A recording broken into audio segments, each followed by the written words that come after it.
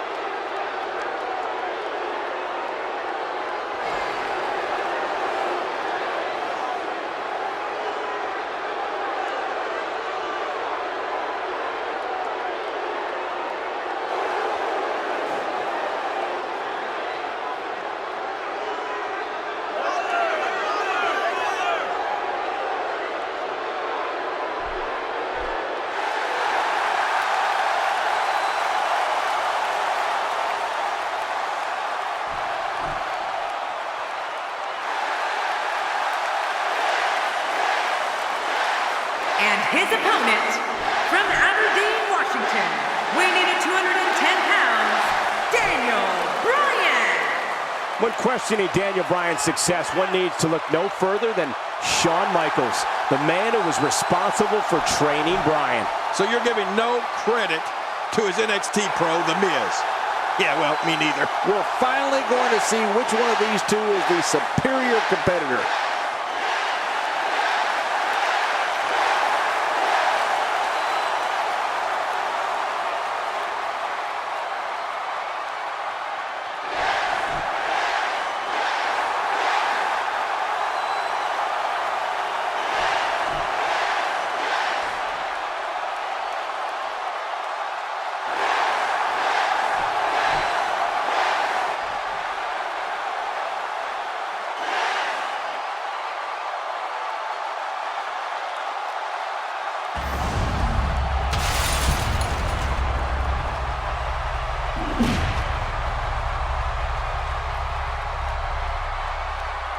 After weeks of talking about it, we are finally here to put an end to the dispute of who is better.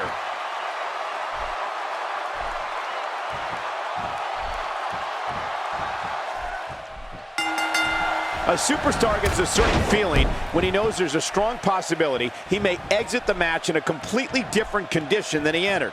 That's not exactly a comforting thought when it's your career. And that one hit with the force of a big rig.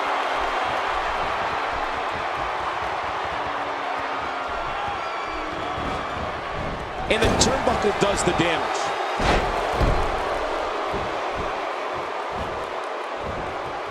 So give us the breakdown here for Triple H. You know, people love talking about factions and stables and supergroups. Well, how about dominant tag teams? One of the scariest alliances that WWE has ever seen was when Triple H joined Stone Cold Steve Austin and formed the two-man power trip. They held all the gold in WWE at the same time. You talk about dominating. Well, luckily the body hasn't absorbed too much of an attack up to this point. Triple H is just so intimidating. Second time's a charm.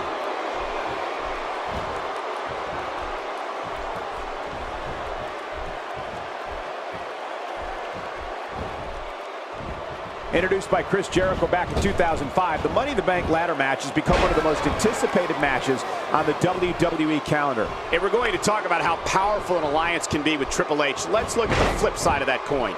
like in July of 2002, when in one of the most horrific nights in WWE history, he betrayed a returning Shawn Michaels and threw his head through a car window. Oh, man. I remember the two-man power trip, Cole. And since you brought up when he turned on Shawn Michaels, I'm going to talk about when DX reunited. July of 2000. Here's the cover. 1, 2. Each of these competitors is looking for the slightest hint of weakness in the other. Well, that's a strategy you have to always have in the back of your head, Cole. If you ever see a weakness in your opponent, you got to jump on it.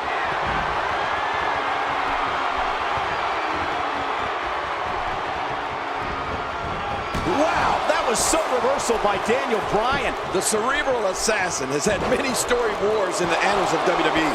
The one I'm thinking of was versus Mankind. Man, on Raw and pay-per-views, these two beat the holy heck out of one another, literally all over the world. Oh, that's going to put an end to this one. 2.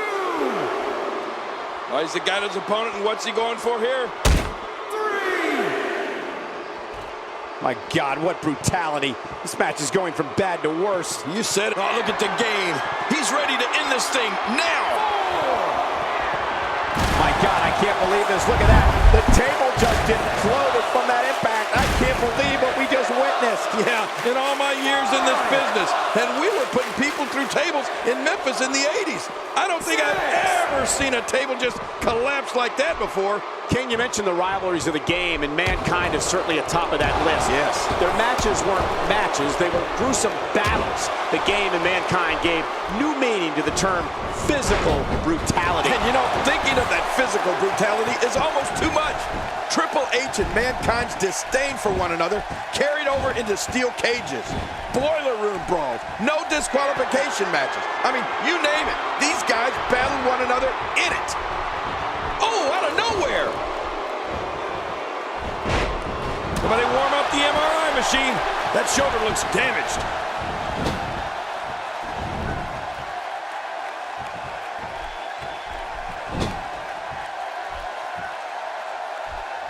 Ladies and gentlemen, we are witnessing history here tonight as we will be crowning a new champion. And one of these competitors will forever go down alongside the other greats that have captured this championship.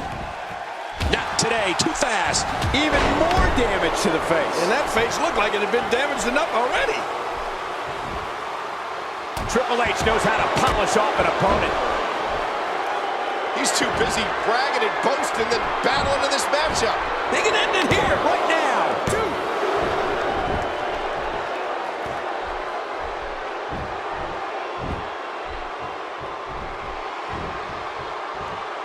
It's a big fight feel, ladies and gentlemen, as these competitors are battling for the vacant championship. Oh, man, there's a lot of pressure that goes along with a match like this, Cole. But these competitors can't let it get to them. The Cerebral Assassin taking this fight right to him. Woo, a little showboating going on here. Extra slow getting back to his base here. There's no recovering from that. He's setting it up. Oh, this may very well end it. And there's the pedigree. Say good night, Triple H closing the book right now. Vintage Triple H with the pedigree. His shoulders are down.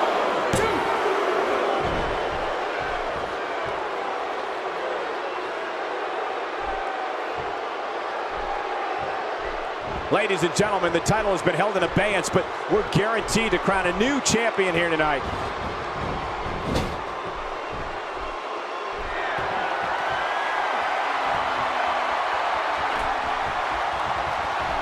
The first 11 times the holder of the Money in the Bank contract cashed in, he became champion. Becoming Mr. Money in the Bank is practically a guaranteed route to winning the title. And Triple H, what offense! Look at the eyes of the game.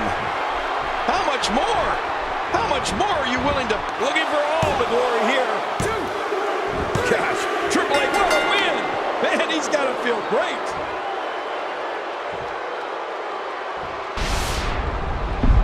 Look at this. I can't believe what we saw in that match.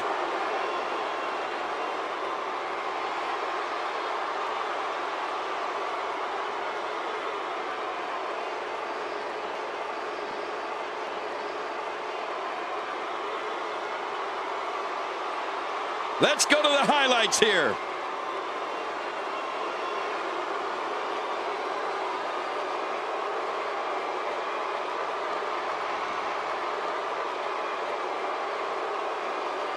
And here's some highlights from the matchup.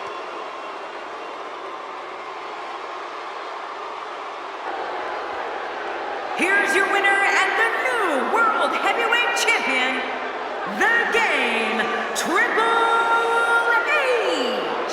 And there's your winner via pinfall. That's the kind of win that makes you feel good about yourself. And that is it for Money in the Bank. Good night, everybody.